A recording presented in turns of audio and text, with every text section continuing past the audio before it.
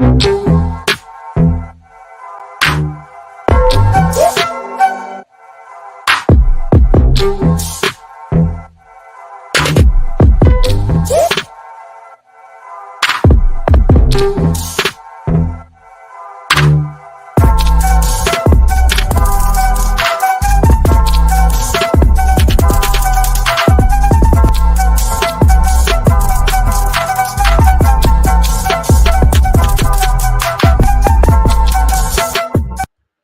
evening, everyone. This evening, I just kind of quickly want to go over President Biden announces student loan relief for borrowers who need it the most, for people who need the money the most, for your student loan forgiveness. Now, believe it or not, there were a lot of people that voted for Joe Biden simply because they thought he would, or futuristically may wipe away their entire student loan. So it doesn't really matter if it was Republican or Democrat. Believe it or not, there's a lot of Republicans as well as Democrats who voted for Joe Biden based upon student loan forgiveness. Okay. And I don't think people have done this any justice. And there's a reason for that. That's because word on the street is that this student loan forgiveness had been passed through legislation. It went through the House and went through the Senate. Then the president signed it into law, right? That has not occurred yet. The only thing that occurred is this announcement on August 24th. So you see things like, President Biden, thank you for canceling student debt. That's just propaganda. Nothing is in law yet. That's why you haven't received a letter, an email from the federal government stating that they're wiping away your student debt. But we got to read the little fine print here. We got to read the details because initially, right here in the very beginning, it says a three-part plan discovers on President Biden's promise to cancel 10,000 of student debt for low to middle income borrowers. Now, for quite some time, people thought it was going to be loan forgiveness, period. No. Most of these federal loans for school, Pell Grants, etc., most of them will be in the increments of $10,000, not to exceed $20,000. And the reason for that is so that he can politically say that he has decreased, demolished, diminished, wiped away, forget millions of American student loan debt. That's the reason for that. That's why they know that they can't go outside of a certain budget, right? They can't put $1 trillion on all the debt that we have in America. No, they won't be able to do that. Where that's coming from? Taxpayers. Okay, we're already 30-something trillion dollars in debt. So he knew that that wouldn't be passed. Now, again, there's no legislation passed for student loan forgiveness or student loan reducement, whatever. Let me carry on here. I'm getting to a point where I'm helping you guys to understand. Now, this is how they essentially just kind of give you some basic numbers to let you know we're doing the most that anyone has done, in the past 20 to 30 years. See, the midterms about to come up, and they want to make sure that you guys are aware of what they're doing for you. So I'm going to scroll down here. Bear with me, family. There's a lot to cover here. Now, they are also going to simplify the way you guys pay loans. And basically, some of the new stipulations, some of the new restrictions they have is which can result in the government garnishing your wages or lowering a borrower's credit score. That's going to happen anyway. They're going to put this on your credit report. And I'm not talking about the loan forgiveness, family. I'm talking about they're doing two things with this proposed legislation or this quote unquote announcement. It's to let those middle class to lower class inform them that this is how we're going to wipe away the student loan. Well, they kind of describe, but they don't explain. You know how somebody can, describe something, but they're not explaining it for you to understand, but they kind of like describe, oh yeah, that's a red car. Well, what type of red car? Oh man, that red car had wheels on it and the engine. Okay, you're describing it. Explain what it is, So we have to look at things like that. It says the student debt burden also falls disproportionately on Black borrowers. Why did he say that, family? Why did, in this legislation, you're not going to see this anymore, really. This one little blurb at the end of this paragraph. Why does he bring in Black people? Where this legislation that will, I guess, probably in the house somewhere, stuck, it's for everybody. It's not just for Black people. What they're going to do is they're going to point out, oh, there's a piece of legislation that specifically pertains to Black people. And the only thing they're, again, family, please listen to me. The only thing they're doing is describing our condition. They've been doing that, I mean, for the past 100 years. They're just describing the predicament, the situation in which we live. Oh, you know, the student debt burden also falls disproportionately on Black people. Really? Yeah, we know that. But then again, this is how they pander to the Black community. Then it also states here, 20 years after first enrolling in school, the typical Black borrower who started college in 1995 through 96 school year still owes 95% of their original student debt. They're saying that 95% of our family members, okay, 95% of those with college degrees from universities, etc., still have debt. Okay.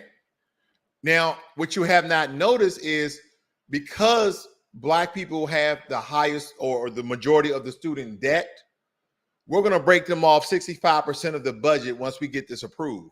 You won't see that, will you? But you have 95% that still owe debt.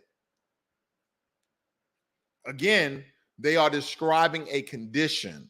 We understand the condition you in. Okay, you singled us out. You said Black people. Okay, now are they going to single us out and tell us how much we're going to receive? Are we going to receive majority of the percentage of the money to be allotted for this legislation? Are they going to show us that? I'm just asking questions.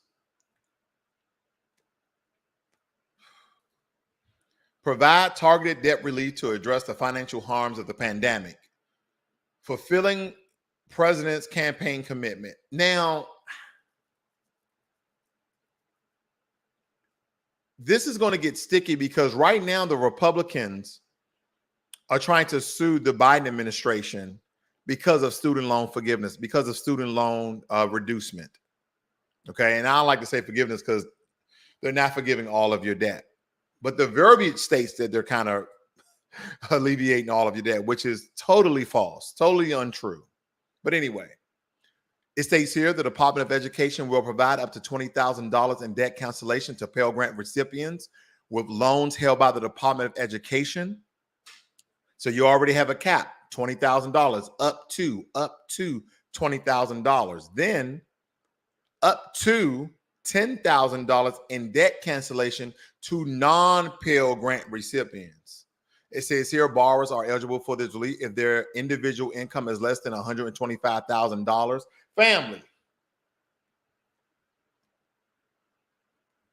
Family. Can I read that again? I'm getting somewhere because I want you guys to make the connection and correlation and how I'm comparing these. Listen, borrowers are eligible for this relief and their individual income is less than $125,000. The Black community, men and women, the average income, the average salary for us is around $55,000. Even when you include high educated Black women, right, who they're giving these executive positions to. When you equal it all up, it's around $55,000, right? So we're $75,000 below the threshold of how much we can make. So we're always in the lower half of the income class. Black people as a whole, you're gonna have your rich people onesies and twosies, but majority of us, okay, are on the low income.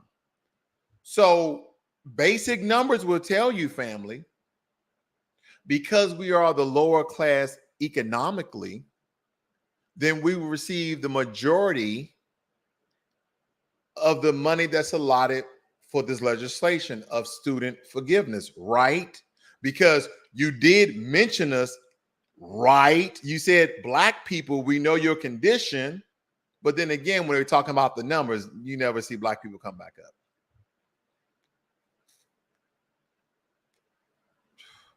Then it goes into $250,000 for married couples. Yeah, unfortunately, Black people, we have some of the most broke married couples in the world. So let's see how much they're going to allot to them. And it goes and states no high income individual. This is funny at best. No high income individual or high income household in the top 5% of incomes will benefit from this action. That's a damn lie. You know why? I got two words for you. Brent Favre. That's petty, I know. What's going on, Lisa D? Nice to see you. That's a damn lie. Brent Favre. Okay. Now, if you guys want to go ahead and read this, of course, it's at whitehouse.gov. Now, I wanted to point something out right here as well. It says fixing the broken public service loan forgiveness program by proposing a rule that borrowers who have worked at a nonprofit in the military or in federal, state, tribal, listen, again, I have to say this. I have nothing against Native Americans getting their money, but damn, they screwbar, foothold, crowbar in every legislation to get money out this damn government. But Black Americans can't get reparations. Boy, I fucking tell you. This is crazy. And then when you talk to some of your counterparts, whether they be the same melanin or lighter melanin, some of them will even tell you, no, because of taxes and all this, but none of them knows this legislation. It's like none of them knows the legislation that gets passed in this government, and it's using all of our tax dollars. But at the same time, I can kind of contradict myself because America is a monetary sovereign, they can just print money in will and say, you know what, it's worth this amount according to the world economy. They can do that because they've been doing it. Okay. Let's put it in simple math terms. If you was $30 trillion, hold up, let me look at you just a bit closer here, family. If you was $30 trillion in debt and you went to the bank to get a loan, you think they'd give it to you?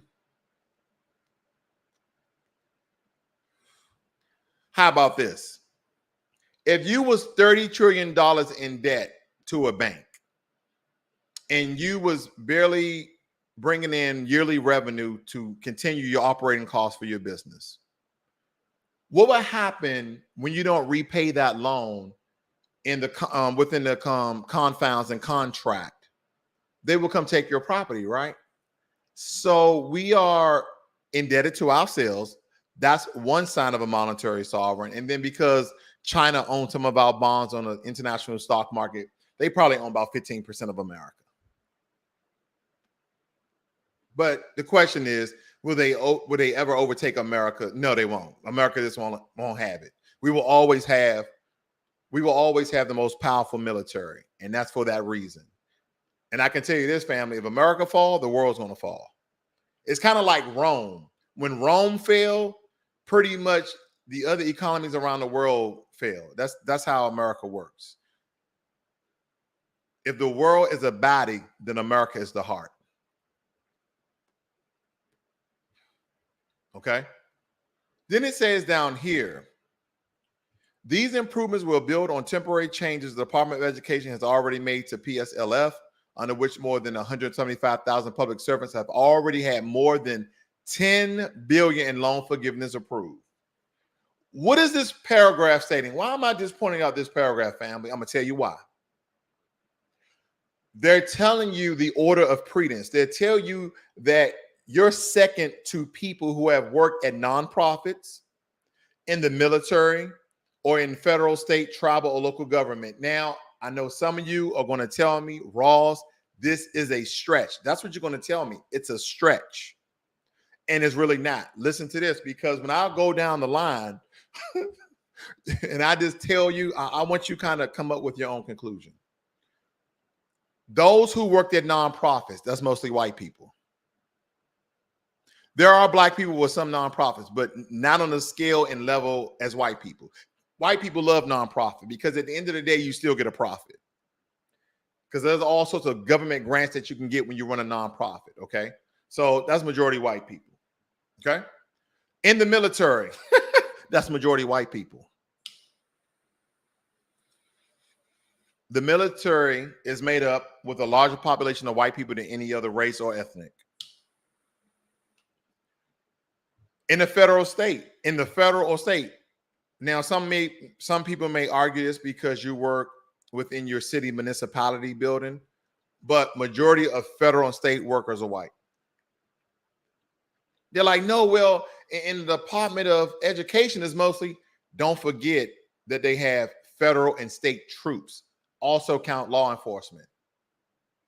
I'm just giving you an example, okay? Whoever's paid by the state, think the country's majority white, regardless if 2 or 3 of your co-workers are Asian, black, or Hispanic, majority of those jobs belong to white people. So those people are going to get this so-called loan forgiveness first. And see, what's funny is it says receive appropriate credit towards loan forgiveness. If you notice, it doesn't state the $10,000. So there's going to be a lot of black people out there who voted for good old Jim Crow Joe. Oh. And again, family, I'm apolitical. If Donald Trump was in office, he wouldn't sign this bullshit. He wouldn't. That's why the Republicans are trying to block it right now. The question you may have is, am I behind this legislation? I'm not behind the way this legislation is written. I'm not behind the way this legislation is written. Not at all. If you notice, I didn't say that I wasn't behind it. I'm not behind the way that it's written. Let's go down this a little bit, family. Nearly all Pell Grant recipients come from families with income of less than $60,000 or less. So you would think that was majority of black people, right? But again, we're only, 15% of the population. Okay, don't get stuck on that 13.4.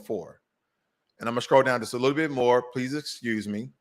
Nearly 90% of debt cancellation benefits will go to borrowers earning less than $75,000. So if you guys are following me along, is that first, if you are single and you make less than $125,000, that there's an opportunity, there's a chance that you receive some sort of a loan reducement or loan cancellation, like up to $10,000 or up to $20,000, whatever which one they choose.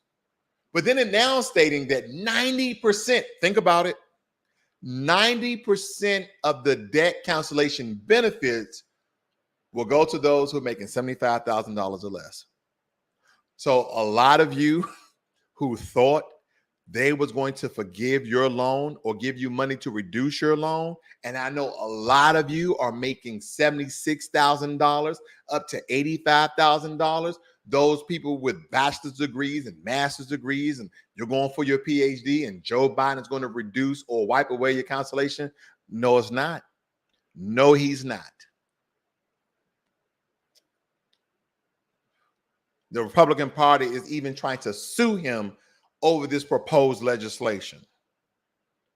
And here's the thing. I want your student loans to be wiped away.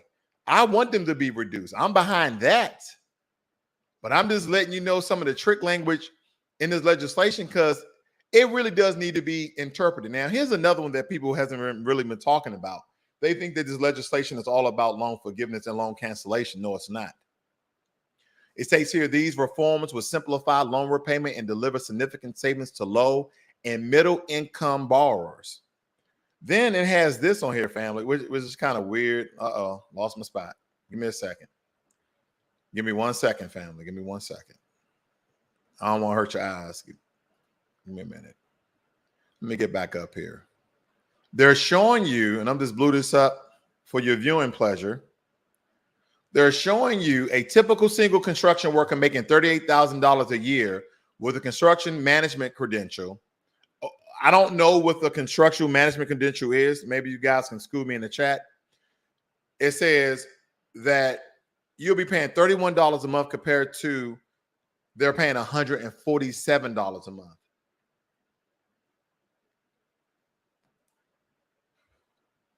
Now, of course, if this personnel needs this relief because they're probably living, at the end of their paycheck after every 2 weeks, they have more month than they have money, right?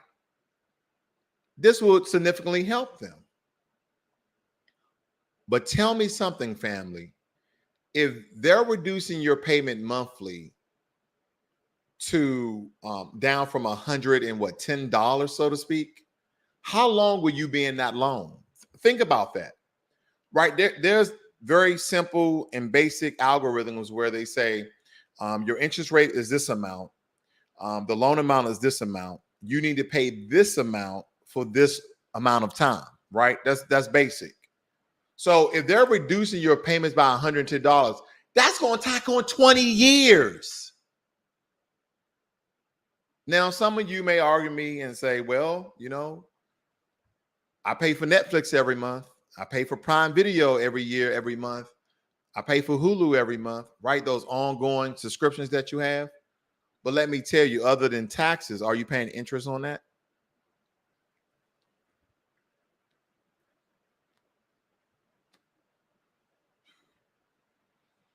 Are you paying interest on that? I'm looking for some of these federal loan rates to raise. Now, some of you may be safe because you have a locked-in contract, but for those who are in school or about to go to school who needs these federal loans, yeah. If you can afford it, play it off sooner than later, okay? Let me move on.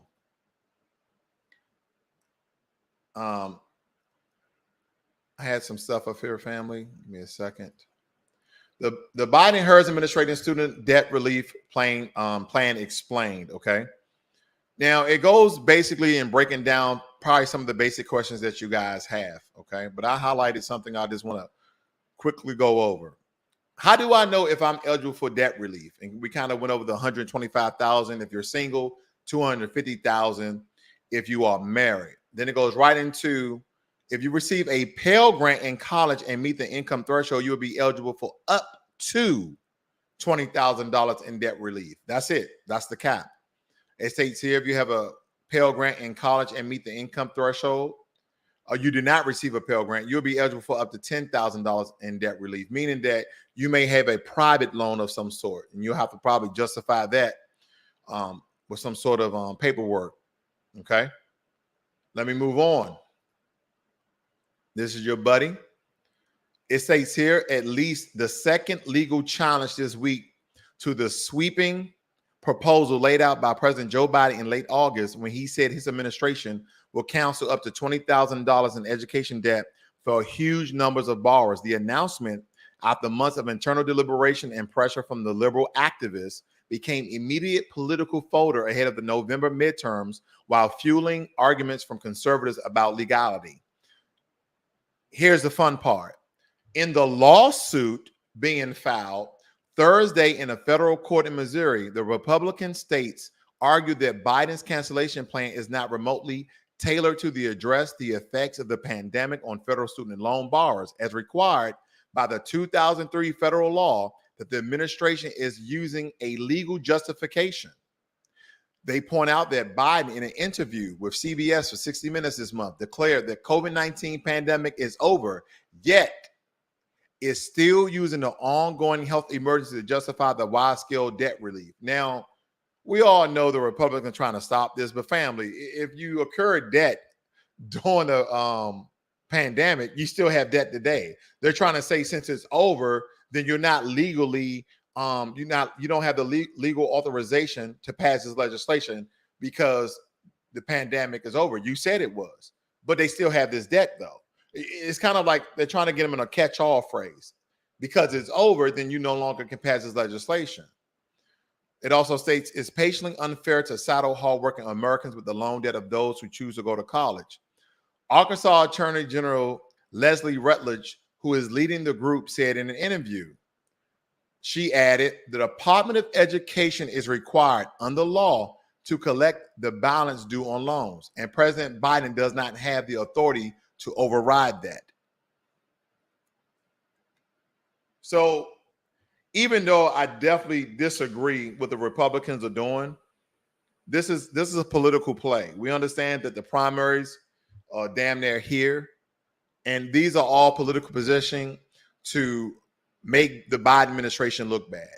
They already look bad, by the way, in my opinion, but still, because even in the language in this loan cancellation, it's just an announcement. But I told you they have propaganda out here, family, because they know you guys not going to read. They got your sister girl out here. They call her Tony. Her family call her Tanya, but we're gonna call her Tony. So Tony here is saying thank you for canceling student debt, making it seem as though it's already been passed through the Senate, through the House, and been signed. You see how things work? The only thing they need to do is put a face on it. And if you notice, they continue to use our Black women for the face of this propaganda. The same video when I was talking about how they use Black representation, but no compensation. So what am I getting at with this? First, the Republicans are going to try to tie up this legislation in court forever. The Democrats are going to use all their political power to try to push this, right? The Republicans are going to try to delay it. The Democrats are going to try to push it. I don't know if this will ever get signed by the time he's out of office, okay? But at the same time, regardless of what you voted for him for, if this was one of the things, you're not getting what you asked for, right? He said student loan forgiveness, not student loan reducement. So again, I go back to what I was stating yesterday. You have two political parties who are giving you trinkets, so to speak. One is giving you trinkets while the other one was blocking the trinkets. But you're in the middle of this political power game that you can't win. And see, I'm gonna say this, and I'm gonna say this as clear as I can think. When people tell you that you don't have a voice because you didn't vote, it's a damn lie. It's the dumbest thing that people could ever try to fool you on, family. It's the biggest lie ever told. I'm gonna tell you why. And I try to make these real simple analogies, and sometimes they come out stupid as hell. But if I have a car and I give you my car, do I have a car anymore? So can I get around anymore? No. Same thing as your vote. When people tell you, oh, well, if you don't vote, you don't have a voice. Wait a minute. Okay, so when I vote, do I have a voice? Think about that. That's your leverage. Your vote is your leverage. That's your power. We are operating according to the Constitution in a republic, but we know that this political machine is a democratic republic ran country. What does that mean? That means we can give you the illusion of freedom, but once you cast your vote, you have no voice. Once you cast your vote, you have no voice, you have no power, you have no leverage to do anything. Because here's the thing. If you got a gun, you're like, hey, we want reparations. Oh, yeah, shit, you got a gun. Ooh, reparations, we're going to give it to you. Like, hey, man, we want reparations. Well, if you give me that gun, I'll give you reparations. So you give them the gun. I ain't giving you no goddamn reparations. They already have your vote. You have no leverage, family. Hopefully some of these stupid ass examples make sense though, right? Because we continue to give away our power for shit like this.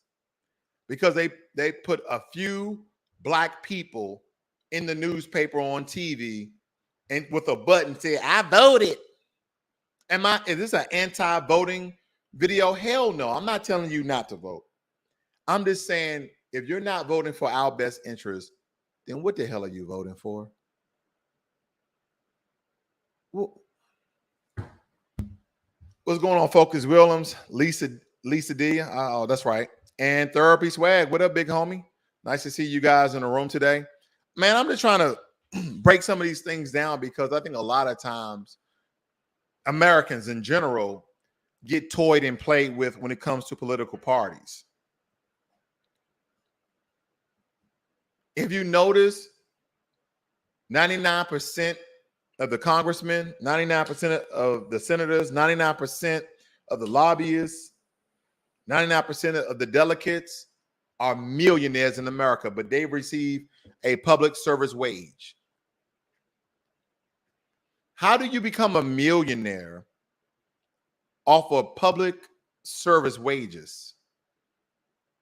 There's a level of corruption in this country, and I wish I had a talented group of people around me that know how to do documentaries, because I would love to do a documentary on the corruption in this country. There's been plenty of Netflix documentary about the corruption in this, because think about it. These are public, workers. They're supposed to receive like anywhere from 80,000 to 150,000. And you're probably saying, well, Ross, they took their money. They've been up there for 30, 40 years. They took their money and they invested in businesses, and they did they now? George Bush was in business with Osama bin Laden and his family.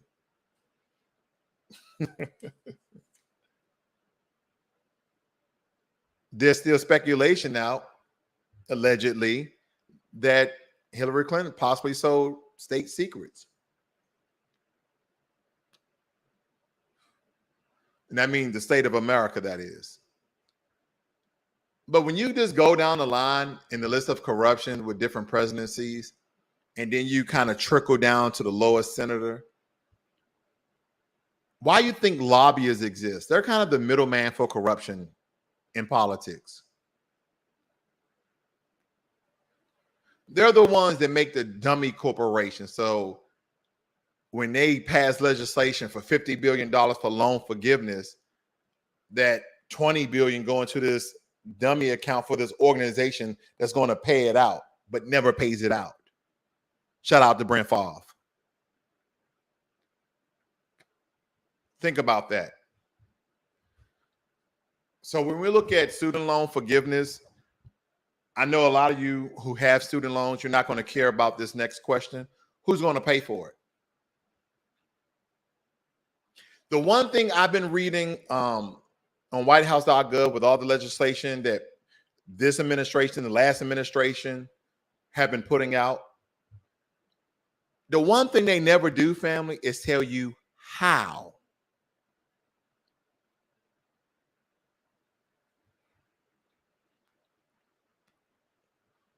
Somebody say, yeah, man, I'm going to come over and help you and I'm going to get that done. Every now and again, because maybe the complexity of the issue, or you didn't know they had that skill or talent, you're like, well, how are you going to do that? Can you explain that to me? They never do that. They never do that in legislation. They never tell you how they're going to do it.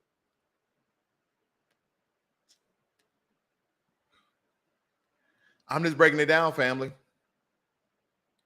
Yeah. Thank you for counseling student debt. But we know this not to be true. Okay. Now, when we look at this right here, I highlighted too many things. Okay. I'll just read it. The states of Iowa, Kansas, Missouri, Nebraska, South Carolina joined Arkansas in filing the lawsuit.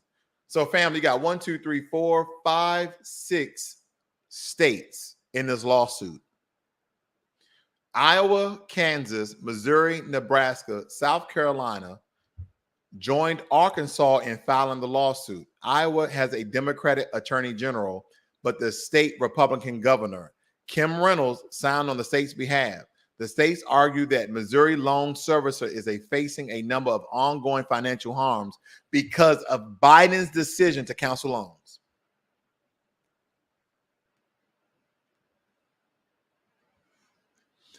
Sometimes In politics, politicians can be real gangster. They can be like, listen, we know that a lot of these American people own you guys money. They're not going to pay you back. They're not going to pay back. Don't worry about it. Just forgive them. Federal government said so. So they're stating and say, a number of ongoing financial harms because of Biden's decision to cancel loans. Other states that joined the lawsuit argue that Biden's forgiveness plan will ultimately disrupt revenue to state coffers. The administration has long said it was confident the forgiveness program will survive court challenges. Republican officials from these 6 states are standing with special interests, with special interests, meaning those Fortune 500 businesses with millions and billions and trillions of dollars, and fighting to stop relief for borrowers buried under mountains of debt. White House spokesman Hansen said Thursday the president and his administration are lawfully giving working and middle-class families breathing room as they recover from the pandemic and prepare to resume loan payments in January. So for those you have federal loans, they're going to start your payments back in January.